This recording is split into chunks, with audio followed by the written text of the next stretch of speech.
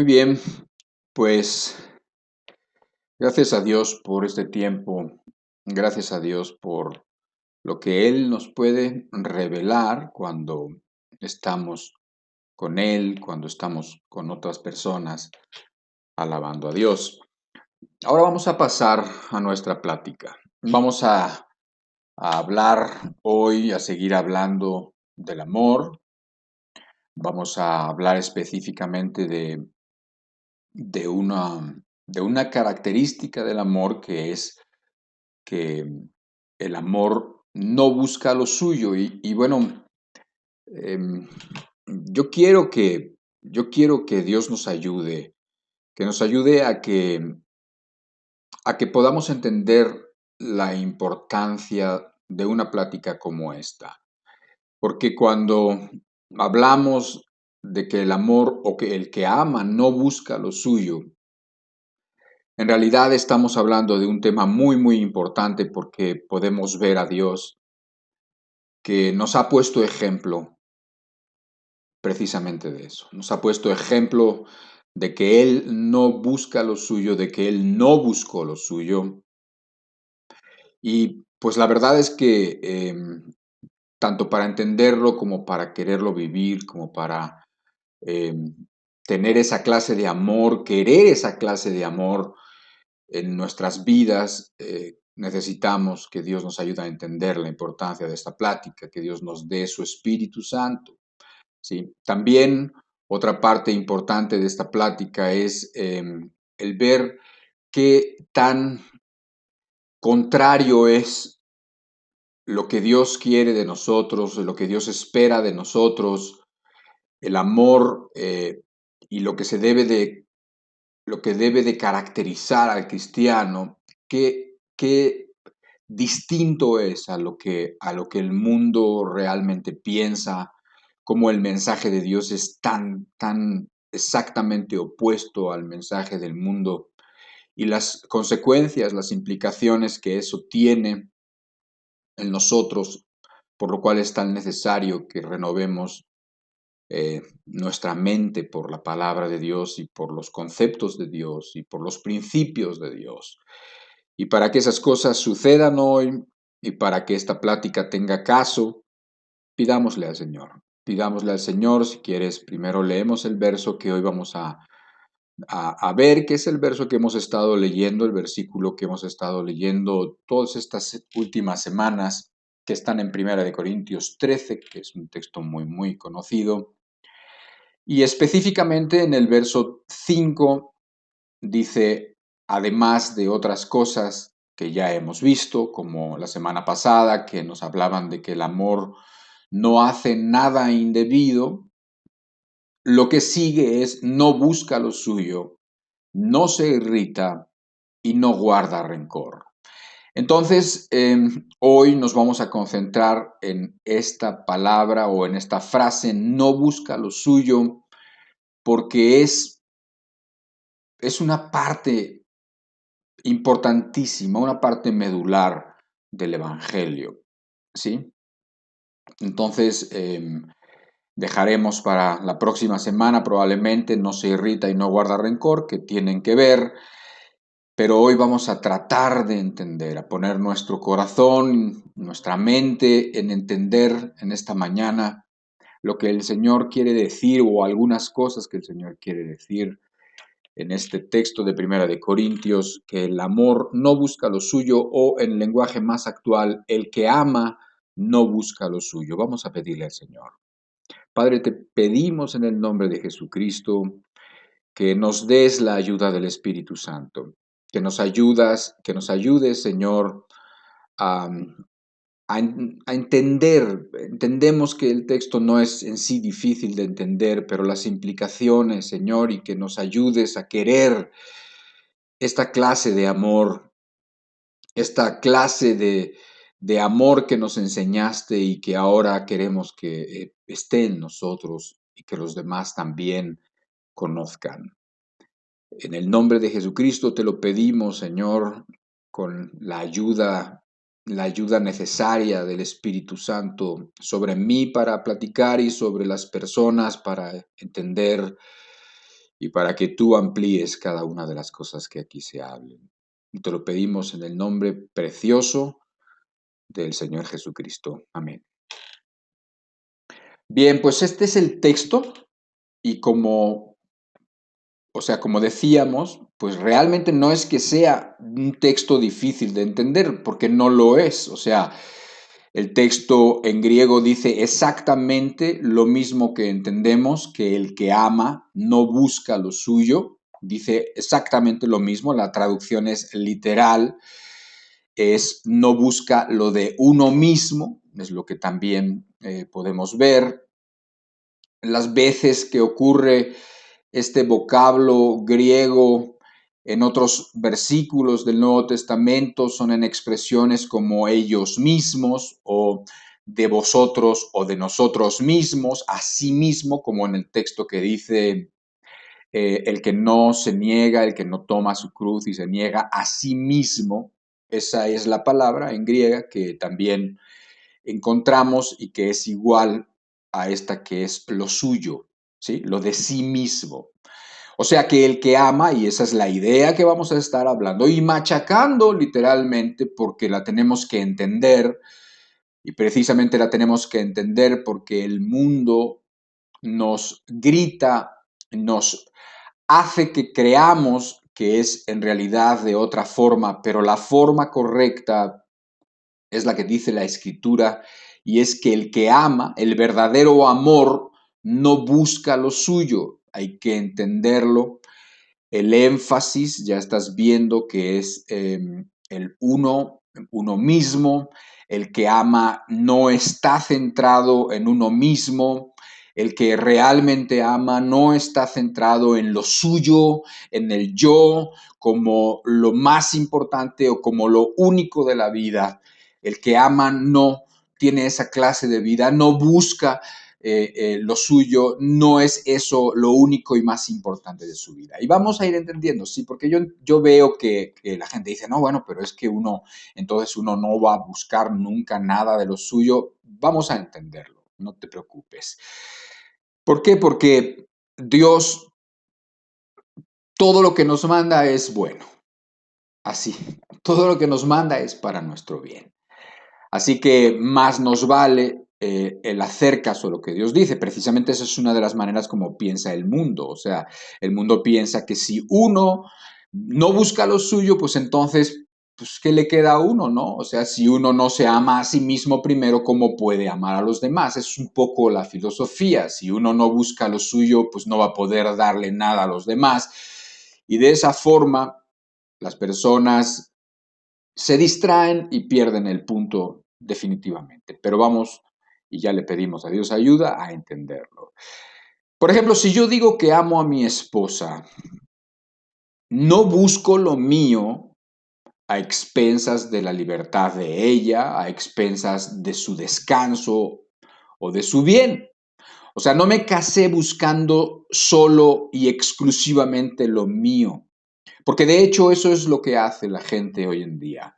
Hoy en día la gente busca casarse y obviamente deciden, quieren suplir todas esas carencias que tienen en su propia vida, buscan para sí y bueno, pues muchos matrimonios empiezan así y tú sabes cuál es la realidad de los matrimonios y más o menos en todos los países es parecido. Todos los matrimonios, de cada matrimonio que se casa, la mitad, o sea, de 10 matrimonios, la mitad más o menos terminan en divorcio, en separación, y los que no terminan en divorcio, bueno, pues terminan unos a veces hasta físicamente separados, aunque no legalmente divorciados, o siguen viviendo en la misma casa, pero están absolutamente lejos uno del otro, y solamente coinciden pues, solamente en ocasiones o por los hijos o por algunas circunstancias. Y son pocos los matrimonios envidiables, los matrimonios en donde realmente parecen haber entendido la bendición que es dar y preocuparte por los demás, porque después viene precisamente lo que Dios hace cuando uno actúa de esa manera, ¿sí? O sea, no hay amor cuando se pasa por encima de los derechos de la demás persona, encima del bienestar de los demás. No hay amor si ignoras a los demás. Y si los ignoras al punto para que tú puedas obtener eso que quieres obtener, lo que deseas, ¿sí? No hay amor real si la persona está buscando lo suyo. Si yo amo a un amigo, si tú amas a una amiga, piensa en una amistad. Tú no lo amas y no lo buscas porque te conviene o porque tiene dinero o porque te ayuda. Eso se puede dar y de hecho se da en la amistad, ¿sí? Hay muchas cosas que son bonitas de la amistad y muchas cosas recibe uno por la amistad verdadera, pero la conveniencia o el dinero no son las razones principales, no son. ¿Por qué? Porque el día en que esa persona ya no tenga dinero, el día en que esa persona ya no te pueda ayudar, entonces, ¿qué pasa? Cuando hay amor, entonces la persona sigue al lado de la otra persona que le cambiaron las circunstancias, que la vida le dio un revés, pero sigue teniendo en ti a un amigo. Y sin embargo, el que buscaba lo suyo se aleja cuando la otra persona de la cual recibía beneficios, ahora resulta que por un revés de la vida ahora es pobre o ha cambiado o ahora tiene mala reputación y entonces ya nadie lo quiere y entonces te alejas, ¿sí? Por la razón que tú quieras. Pero este es un ejemplo para que veas que el que realmente ama no busca lo suyo. Ahora, no quiero que se entienda, porque no es verdad, no quiero que se entienda que en las relaciones verdaderas de amor no hay beneficios o satisfacciones. Claro que los hay y hay muchos, pero no se buscan directamente, porque si los buscas directamente de forma egoísta, entonces estás enfocando mal las relaciones de amor y ya te ha dicho aquí el Señor en su palabra que el que ama no busca lo suyo. Es el texto que tenemos. Y es la verdad que enfrentamos, es una verdad sencilla, una verdad que además lo ves. O sea, no son las satisfacciones que te produce la otra persona, no es lo que te convenga de la otra persona, no son los beneficios lo que es la base del amor, no de ninguna manera. ¿Por qué? Bueno, pues si así fuera, pues imagínate en la realidad en la que nosotros vivimos, ¿no? O sea, es verdad que podemos tener muchas satisfacciones en las relaciones de amor, pero no son esas la médula, la parte que sostiene el amor, no es eso. ¿Por qué? Porque si no, bueno, piensa en un esposo que se queda con su esposa, se casó con una mujer o ella se casó con un hombre, pero le da una embolia después y queda confinada o confinado a una silla de ruedas. ¿Sí? Entonces es el amor lo que provoca, lo que hace, lo que lleva a que este esposo se quede con su esposa a pesar de que ya no es la misma físicamente con la que se casó, ¿verdad? Ya no es la muchacha que lo atrajo, la muchacha de movimientos gráciles o bonita o lo que sea. No, ya no es. Pero sin embargo, esta persona se queda con ella o ella con él por amor.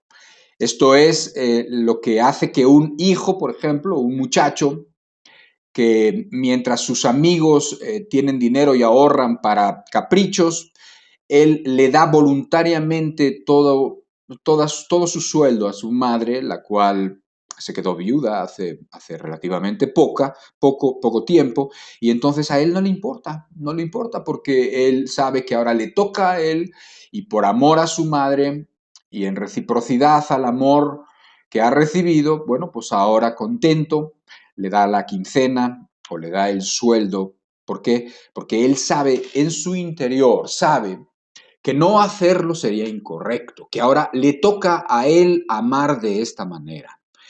Y realmente hay muchos ejemplos para que tú entiendas que precisamente lo que dice este texto lo puedes reconocer como algo real, como algo lógico y como algo que poco a poco, porque ahora en un momento vamos a pasar a eso, se ha ido perdiendo, ¿sí? No podemos dejar de hablar de este amor porque este amor se está desdibujando, como dicen algunas personas. O sea, cada vez hay menos de este amor en este mundo en el que vivimos.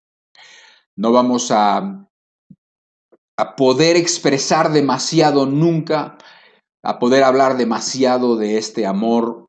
Nunca vamos a poder exaltar demasiado el amor que hemos recibido y visto del Señor Jesucristo, porque además tenemos que ver que Dios ni nos pide algo que no nos ayude a que lo hagamos, ni nos pide algo que Él mismo no haya hecho por nosotros primero.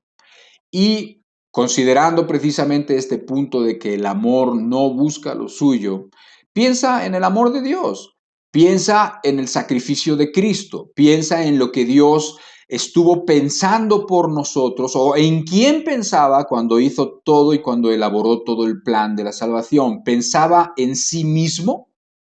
No, ¿verdad que no? No pensaba en sí mismo. Juan capítulo 3, verso 16, es un texto muy conocido, un texto que la gente repite, que la gente pega en las defensas de sus coches a veces, en algunas ocasiones, o en su casa, o lo pone en algún póster, en la cocina o en la sala, porque es un texto muy, muy conocido y muy bonito. O sea, un texto que básicamente es el Evangelio resumido en un par de frases. Dice Juan 3:16, de tal manera amó Dios al mundo que envió a su Hijo unigénito, para que todo aquel que en él crea no se pierda, sino tenga vida eterna. Ese es el Evangelio. Ese es el Evangelio, esa es la historia por lo cual tú y yo tenemos una oportunidad. Y es porque Dios no pensó en sí mismo, porque Dios nos amó, porque Dios es amor. Y el que ama no busca lo suyo. Está dicho y además el Señor lo demostró primero.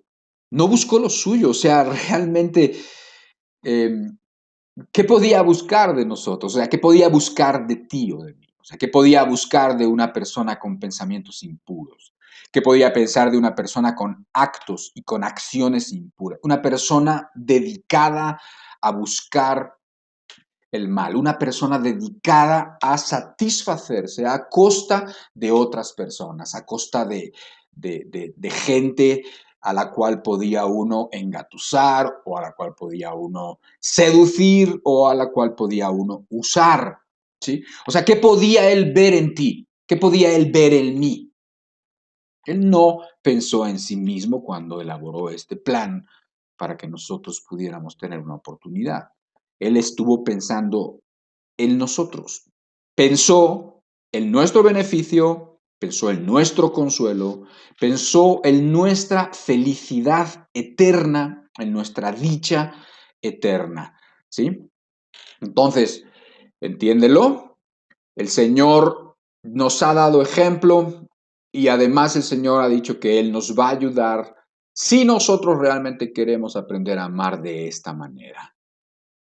Porque amar de esta manera no es algo que se da así, no se da automático. Y además no es lo que el mundo enseña, porque esta manera de pensar, porque este verdadero amor, el mundo no lo entiende. El mundo no lo entiende. Ok, sí, si tú se lo explicas, pues va a decir, no, bueno, sí, eso sí, yo lo he visto, que hay personas que actúan así. Claro que sí, por supuesto, el hombre ha sido hecho, dice la escritura, a imagen y semejanza de Dios. Este amor es un amor que heredamos de Dios, es un amor que heredamos de los atributos que Dios ha puesto en una cierta medida en los hombres como su creación suprema, porque somos hechos a imagen y semejanza de Dios. Por eso los puedes ver en personas que no son cristianas o en personas de una tribu o en personas de un lado del planeta o de otro, o de una filosofía o de una religión o de otra. Sí, ¿por qué?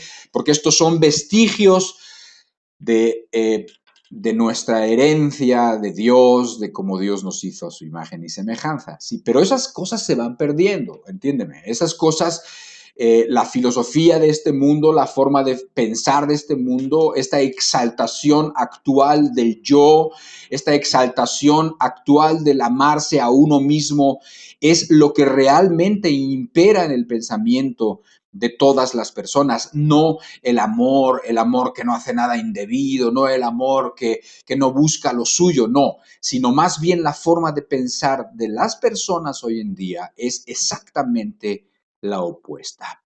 El apóstol Pablo no en vano decía que en los últimos tiempos iban a ser tiempos muy peligrosos, y algunas de las razones por las que estos tiempos iban a ser muy peligrosos era por la forma de pensar de estos tiempos. Era porque en estos tiempos iba a haber personas amadores de sí mismos y también amadores de los deleites más que de Dios. O sea, personas que buscaban exclusivamente lo suyo. O sea que esta exaltación del yo, esta exaltación del uno mismo, es algo que impera en la forma de pensar de hoy en día, y lo tienes que entender. Lo tenemos que entender. Tenemos que entender cuáles son nuestros enemigos. Tenemos que entender eh, cuál es la forma con la que el mundo piensa. Tenemos que entender por qué el evangelio es locura para las personas. Lo tienes que entender para que también te des cuenta que tú no vas a poder hacer nada por tus propios medios o con un ligero deseo de caminar con Dios. No, aquí tiene que haber una decisión muy profunda y una decisión muy importante de caminar con Dios y de hacernos similares a Él y de pensar de la misma manera que Él piensa, ¿sí? Antes era más factible encontrar el amor, este amor que ve por los demás. Antes había honra, ¿no? Y todavía en algunas culturas lo hay, pero en la cultura occidental a la cual tú y yo pertenecemos, cada vez menos. Había honra en darse por los demás, había honra en dedicar la vida, quizás una mujer, en dedicar la vida a un esposo o a unos hijos, darse por ellos, literalmente consumirse por ellos. Había honra en involucrarse y en dar la vida por una causa superior a uno mismo, pero hoy en día todas esas cosas se están perdiendo, ¿sí? Si tú te das cuenta, si una mujer quiere vivir para sus hijos, darse para sus hijos y vivir para ellos, ¿qué le dicen las demás mujeres? ¿Qué le dicen las mujeres que creen que son más listas? Las mujeres que tienen estas filosofías de hoy en día, las mujeres que han cambiado la manera de pensar de la manera de Dios a la manera que el mundo piensa. ¿Qué le dice? Bueno, pues que es una mediocre. Si una mujer decide estar en su casa para cuidar a sus hijos y para sacar adelante el proyecto que juntamente lleva con su marido, ¿sí? Y entonces ella se sacrifica, o así le dicen, se sacrifica por este proyecto y por su marido y por sus hijos. ¿Qué le dicen? Que es una mediocre, es una que no está buscando lo que debería de buscar, que es una anticuada, que tiene pensamientos retrógradas, que está absolutamente cautiva en una sociedad patriarcal, etcétera, etcétera. Todas las cosas que nosotros escuchamos hoy a diario, que diariamente nos afectan, que se nos meten por todos lados, que nos las recitan hasta el cansancio, eh, eh, eh, para que nosotros poco a poco vayamos adoptando esa manera de pensar. Pero hoy y muchas veces te hemos dicho que el Espíritu Santo siempre nos lleva a pensar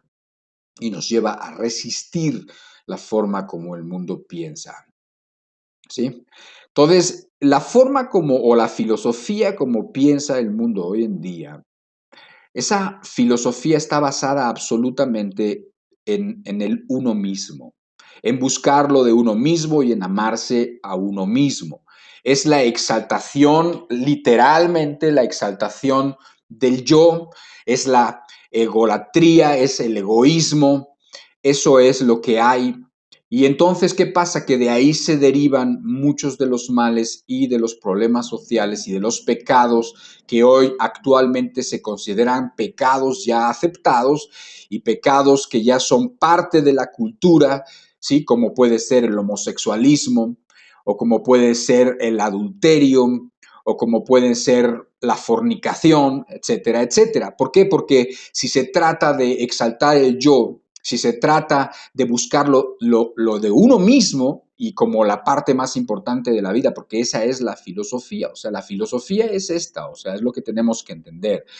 Es que la persona dice que cómo puede amar a los demás si no se ama primero a sí mismo, cómo puede darse por los demás si eso ha estado haciendo siempre, siempre ha estado haciendo lo que quieren que hagan sus padres, lo que querían que hiciera su esposo, lo que querían que hiciera los maestros que le enseñaron. Y entonces uno empieza a decir, bueno, yo he estado tratando de vivir para los demás, he estado tratando de hacer cosas para los demás y me siento mal y estoy mal, ¿sí? Entonces cambian y empiezan a buscar exclusivamente y se vuelven como en esa búsqueda frenética de satisfacer todo lo que está a su alcance, toda clase de deseos buscan satisfacer, muchas veces pensando que esa es la manera como van a estar llenos. Y la verdad es que es todo lo contrario.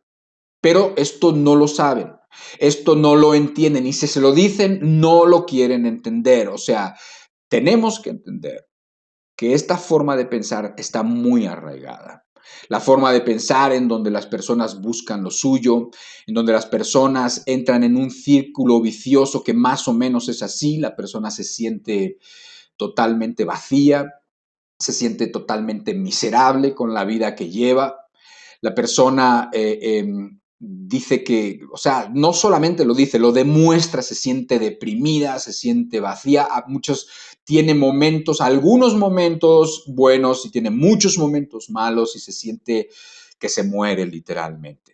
Y esta persona escucha y se deja convencer por este tipo de filosofías en donde te convencen que lo que tienes y lo que necesitas es dedicarte a ti mismo, ¿sí? Que tienes que dedicarte más a ti mismo porque te has estado dedicando a los demás y por eso te sientes tan vacío, tan seco.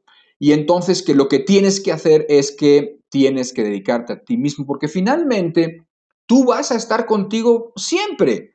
Por lo tanto, tienes que atenderte a ti mismo. ¿Por qué? Porque no siempre vas a estar con la misma pareja que tienes. Máxime hoy en día en donde las relaciones parecen relaciones de usar y tirar, donde hoy en día la gente no se quiere comprometer, ni hace compromisos de vida, ni toma decisiones que le lleva a cambiar su vida o a comprometerse por amor a otra persona o a cambiar sus planes para poder adaptarlos a una situación nueva o a planes de otra persona con la que quiere pasar la vida, que esto es muy clásico en la cuestión del matrimonio y por eso no funciona, porque cada uno está mirando para un lado y cada uno está buscando sus propias cosas.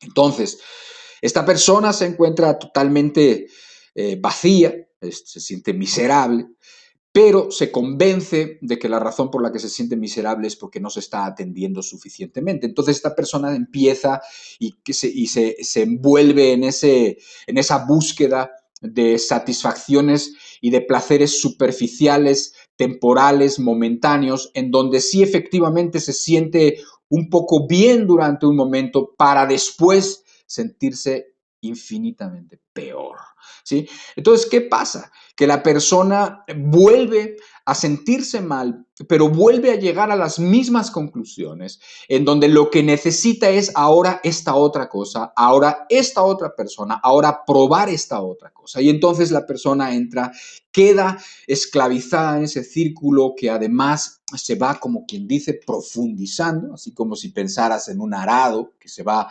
metiendo por el peso del arado, se va metiendo en la tierra y bueno, así se va profundizando, así se va afirmando esa miseria donde la persona, si al principio de nuestro ejemplo se sentía miserable, ahora se siente triplemente miserable. Eso es lo que sucede.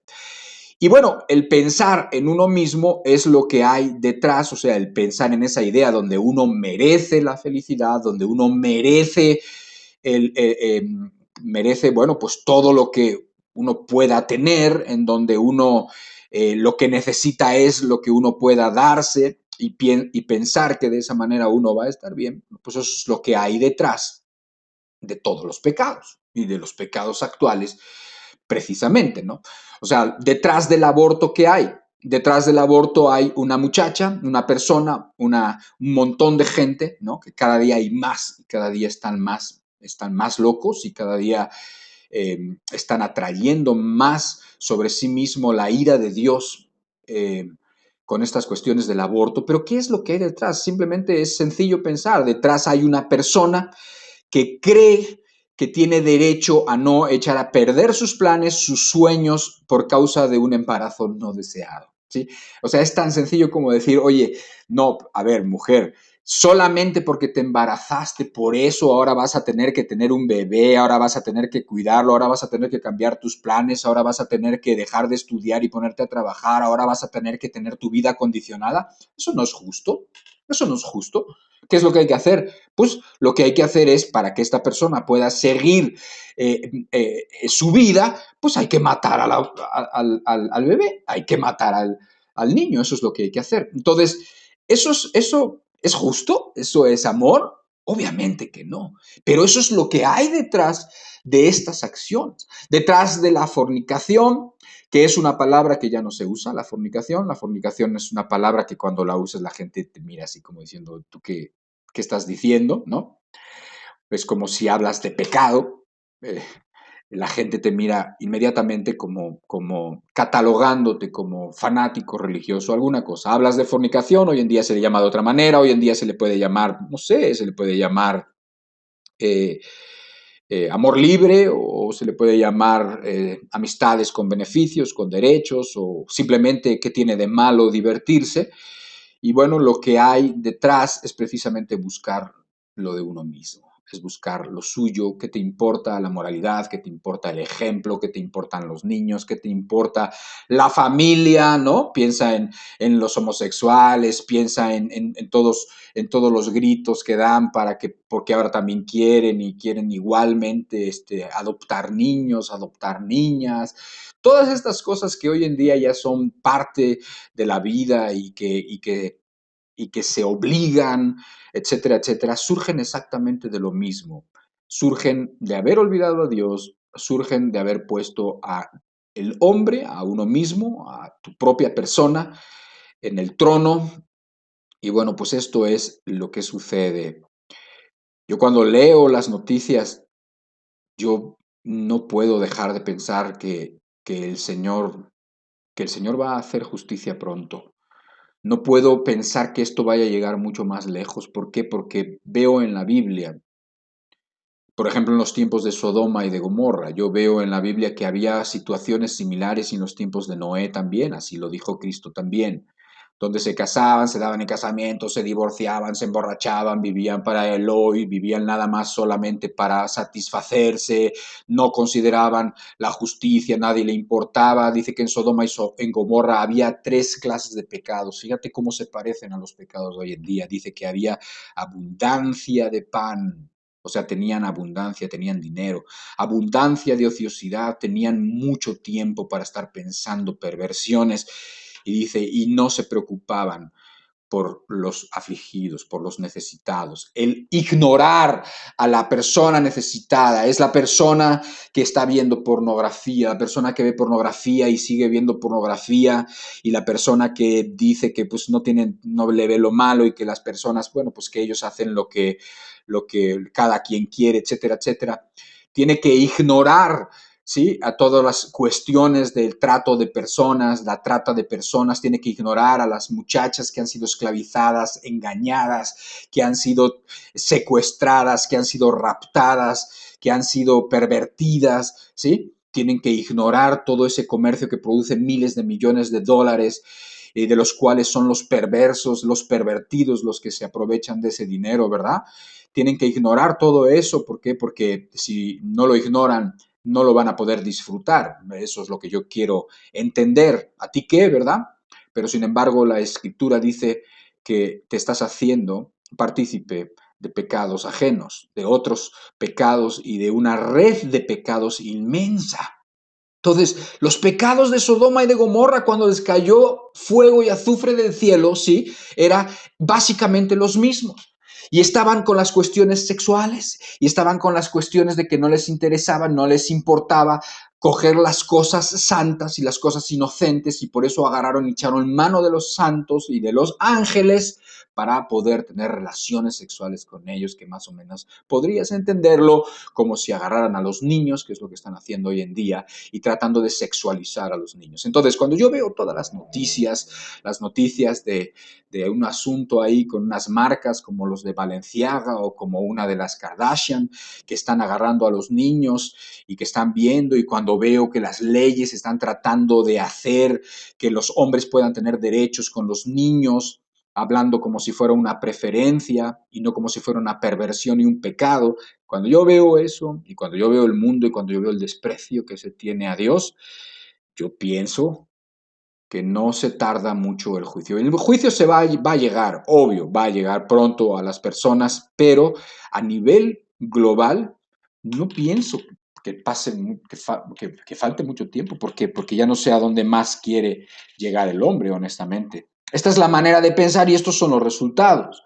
La forma de pensar de la humanidad es así, ¿y cuáles son los resultados? Los que nosotros vemos. ¿Sí? Esta es la forma en donde se enseña ahora a nuestros hijos, se les dice cómo tienen que vivir, se les dice que básicamente no le hagan caso a la cordura de sus padres, mucho menos a la sabiduría de hace mucho tiempo y a la sabiduría de la Escritura. Y dice Santiago 3:15, le pone nombre a este tipo de sabiduría, le pone nombre a este tipo de pensamiento. Dice, porque esta sabiduría no es la que desciende de lo alto, sino terrenal, animal y diabólica. ¿Sí? Así que Santiago muy bien dice que la sabiduría, la manera de pensar, la forma como la gente se cree más lista que Dios, en realidad, pues obviamente no desciende de lo alto, sino que es terrenal, de esta tierra, animal en el sentido de que parece que tratan solamente de complacer los instintos y las necesidades primarias, como harían los animales, ¿sí? Los cuales no tienen culpa porque no tienen razón, porque no tienen, ellos se manejan de otra manera y por instintos y etcétera, ¿sí? Pero los hombres no, porque fueron hechos a imagen y semejanza de Dios, y le llama terrenal, animal y diabólica. Esa es la sabiduría de este mundo. Estas son las doctrinas de este mundo. Así que créeme, no basta con una pequeña decisión de ser un poco mejor. No basta con que te la pienses a ver si vas a cambiar. No. O tú cambias y tú te vuelves a Dios con todo tu corazón para que el Señor te ayude, ¿sí? O tú te decides realmente, o esto te va a arrastrar como quizás ya te está arrastrando y está arrastrando a la mayoría de la humanidad, ¿sí? Y tú no te vas a librar, porque la Escritura dice, esforzaos a entrar por la puerta angosta, ¿sí? Hay que esforzarse. Hechos capítulo 2, verso 40, en una de las primeras predicaciones del apóstol Pedro, cuando ya habían matado a Cristo y había resucitado, dice, y con otras muchas palabras testificaba y les exhortaba diciendo, sed salvos de esta perversa generación. El apóstol Pedro les decía, sed salvos de esta perversa generación, huid de esta generación, porque en aquellos tiempos la generación era mala, pero han pasado 2000 años y la humanidad ha tenido más tiempo para aprender a hacer lo malo, ahora tiene más recursos para hacer lo malo, ahora tiene más conocimiento, ahora tiene más tecnología y tiene más oportunidades de hacer lo malo, y además de fomentar la maldad y la forma de pensar por sobre las conciencias y las mentes de todo mundo por medio de las comunicaciones del Internet y todo eso. ¿Que no te has dado cuenta que la Biblia dice y es verdad que el mundo entero está bajo el maligno? ¿No te has dado cuenta ya? ¿No te has dado cuenta que las cosas ni van bien ni van mejorando y espiritualmente van cada día peor? y los que deberían de ser ejemplo no lo son, y las religiones no se diferencian en muchas ocasiones de la forma de pensar del mundo, y por eso nosotros nos tenemos que caracterizar por amar con esta clase de amor, porque en esto conocerán que son mis discípulos, en que se aman los unos a los otros. El mundo entero está bajo el maligno, dice. Dice que el diablo es el príncipe de la potestad del aire. ¿Y sabes lo que significa príncipe de la potestad del aire? Piensa en el aire. En el aire es donde van las ondas electromagnéticas, en el aire es donde van las ondas de radio, en donde van las ondas de televisión, en donde viajan las ondas de tu internet, ¿sí? Ahí está, el príncipe de este mundo es el que tiene y el que gobierna y el que administra y el que dice qué es lo que va por esas ondas, ¿sí? Y el que tiene la oportunidad de llegar a millones y millones de conciencias y millones de mentes, y de mentes que no se han hecho todavía, de conciencias de mujeres y de niños y de niñas y de muchachos de 13, 15, 17, 20 años, para poder influir con toda su sabiduría diabólica, con toda su sabiduría y filosofía animal, terrenal y diabólica, de influir en todas estas conciencias y mentes. Piénsalo. El apóstol Pedro decía: huid, sed salvos de esta perversa generación.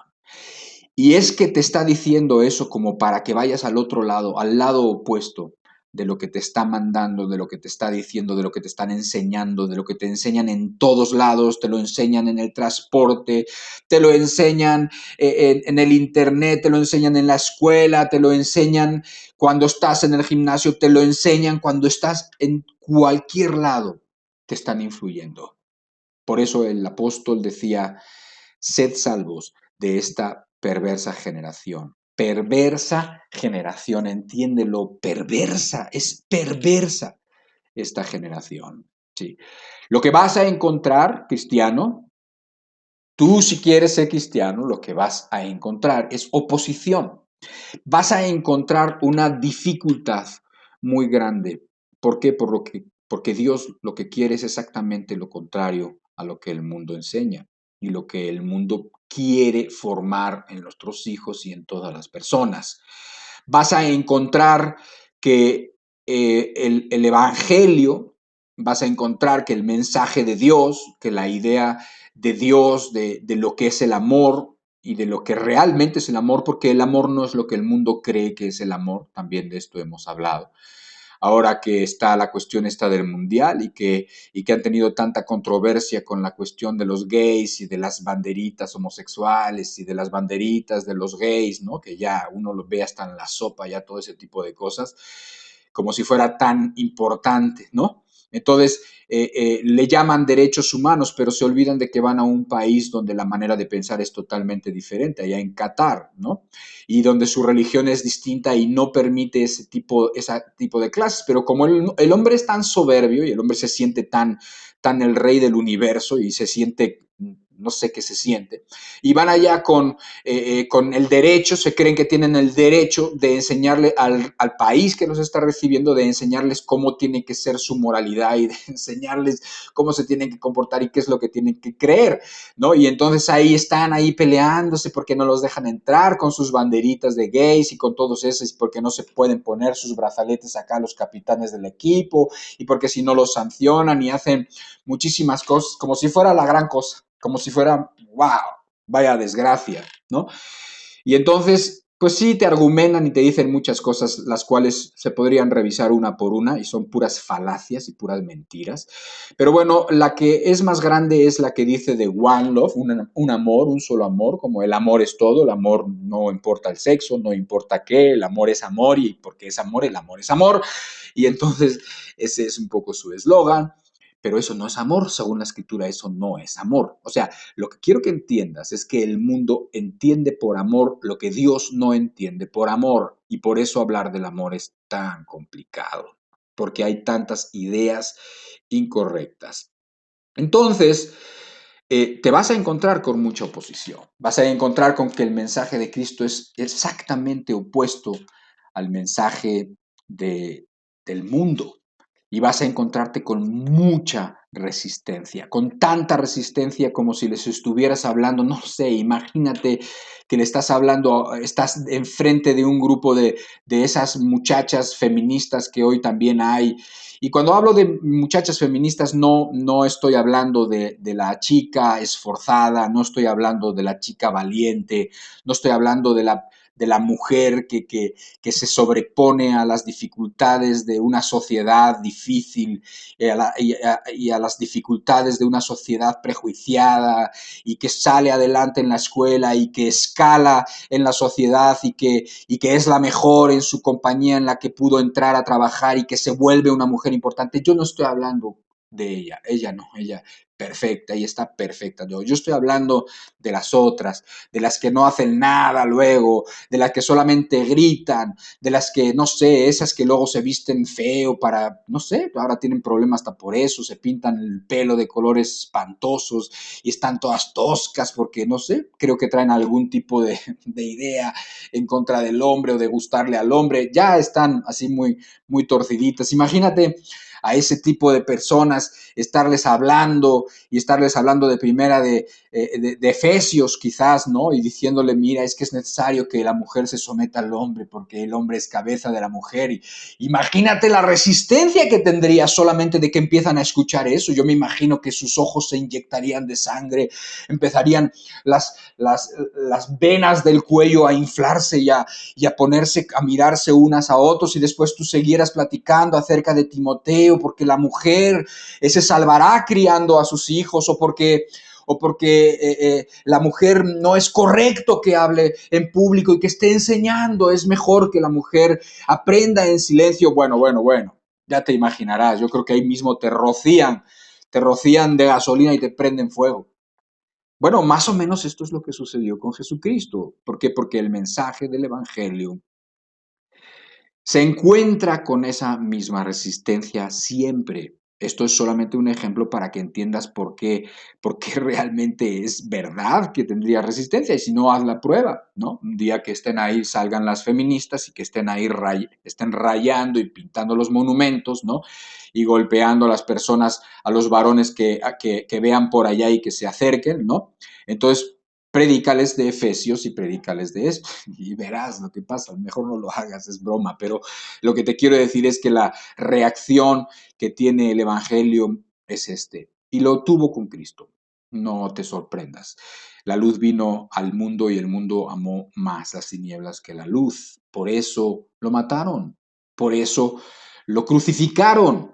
Porque eso es lo mismo que van a hacer hoy en día de una manera o de otra, de una manera simbólica o de una manera real, de una manera física, a todos aquellos que estén pues en contra de las ideologías y en contra de la forma de pensar de este mundo. Y bueno, ese rechazo te lo vas a encontrar desde un poco hasta la muerte. Desde un poco de rechazo hasta el rechazo total, hasta la confrontación, el choque frontal contra las ideologías y contra la gente loca y los fanáticos. Y bueno, pues eso es la filosofía del mundo, eso es lo que el mundo piensa y eso es exactamente lo que está mal.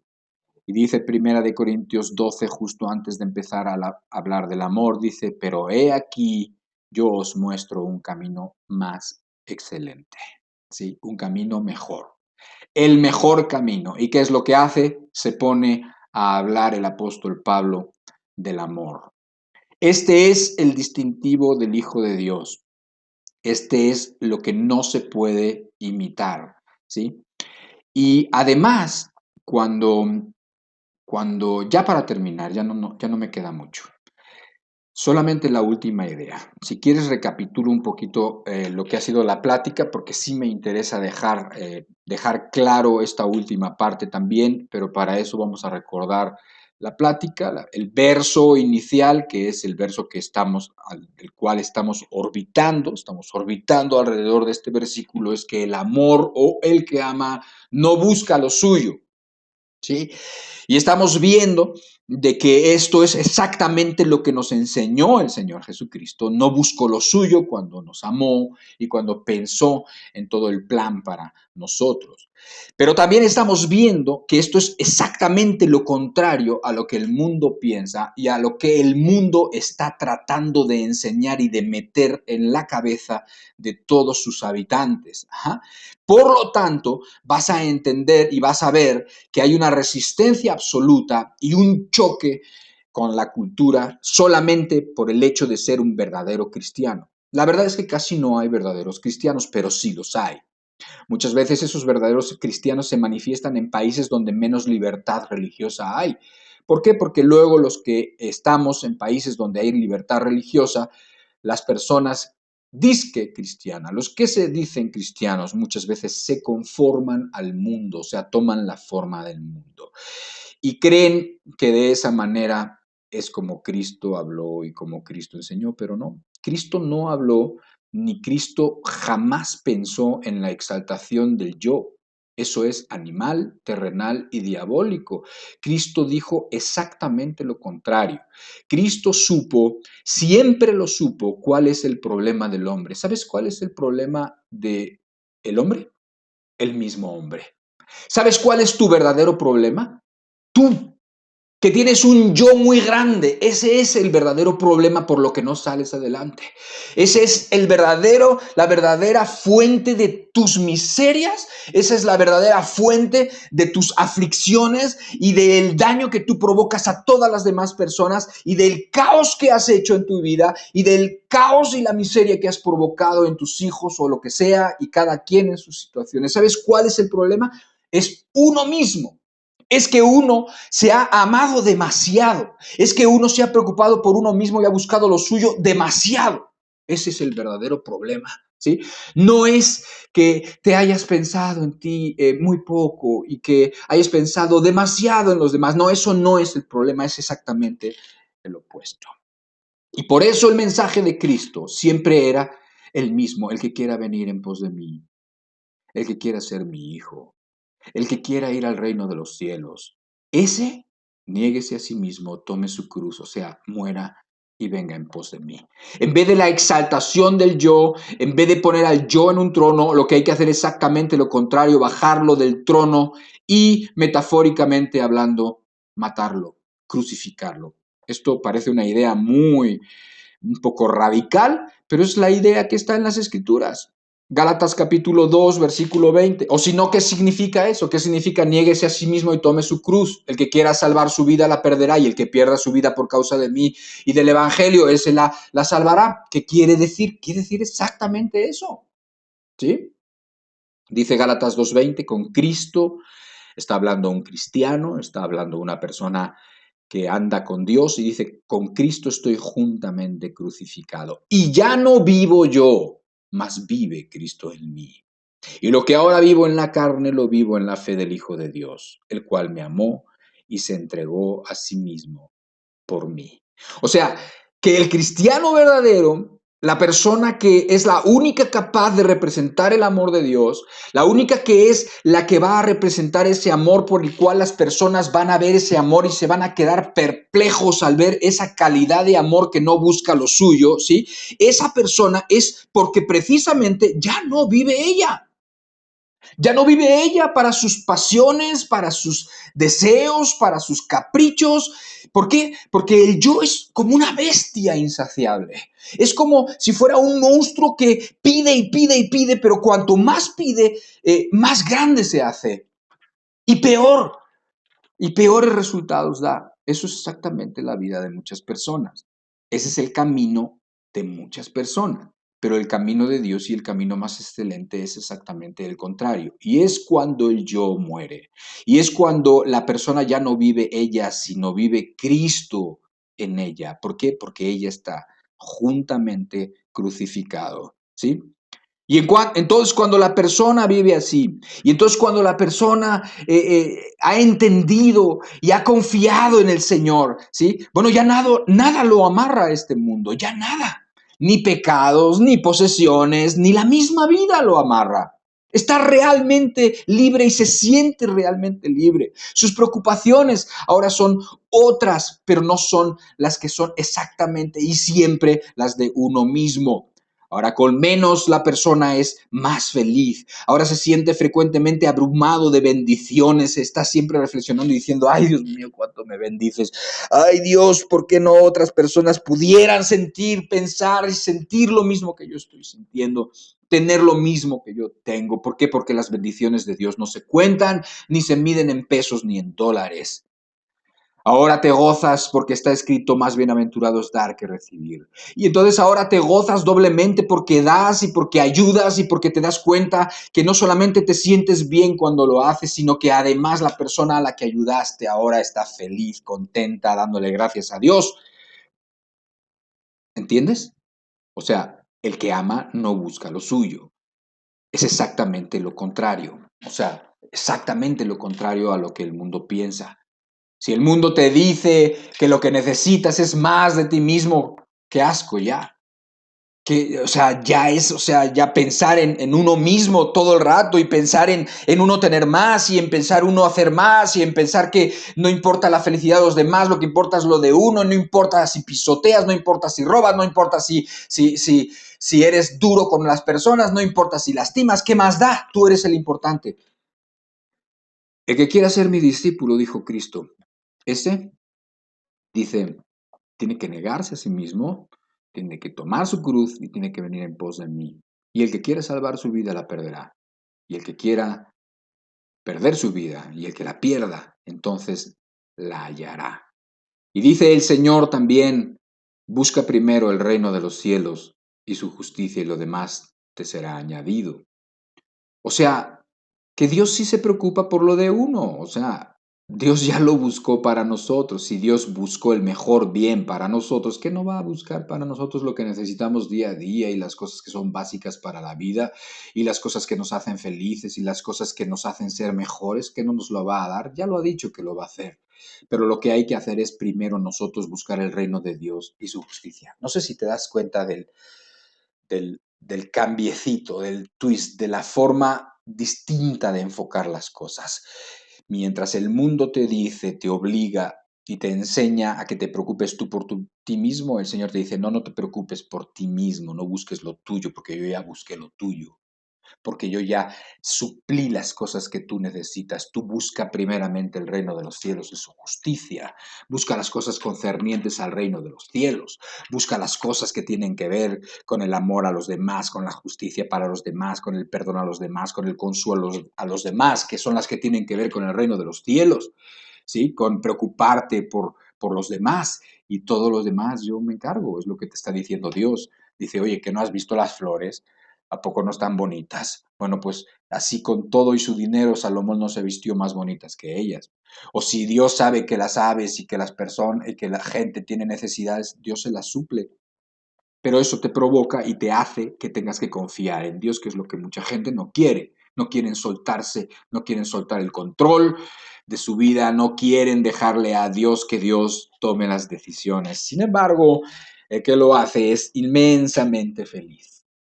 Haz de cuenta que el que lo hace se ha quitado esas amarras, esos amarres, esas cuerdas que lo ligaban aquí a la tierra. Lo pensaba el otro día, pensaba en esos globos que luego hay en las procesiones y en los desfiles. No sé si has visto que están ahí todas las gentes en las calles muy anchas, y en una parte está llena de gente y en otra está llena de gente, porque por acá van a pasar los que están ahí en el desfile y van tocando y van las bandas sonando también, y entonces ahí pasan las marcas que se están anunciando y los carros alegóricos, y de repente llega uno y que hay un globo de eso con forma de osito, con lo que sea, y es un globo que ha sido llenado con ese gas que es volátil y entonces está así, que se va para el cielo, ¿sí?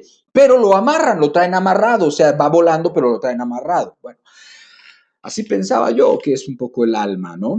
El alma de la persona que ha confiado en el Señor, el alma que se ha soltado de los pecados, que se ha soltado de las preocupaciones vanas y exclusivamente de uno, la persona que está cada vez que es de alguna manera más celestial, buscando las cosas de arriba, buscando las cosas que no se ven, las cosas que son eternas. Esa persona como que vive volando un poco, como que vive flotando un poco, como que está por arriba de muchos problemas que encadenan a uno y pecados que encadenan a otros, como que está por arriba.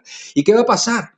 Que el día que se muera, literalmente, el día que se muera, no va a haber pecado, no va a haber preocupación, no va a haber nada absolutamente que lo jale para abajo, que lo hunda al infierno, absolutamente nada.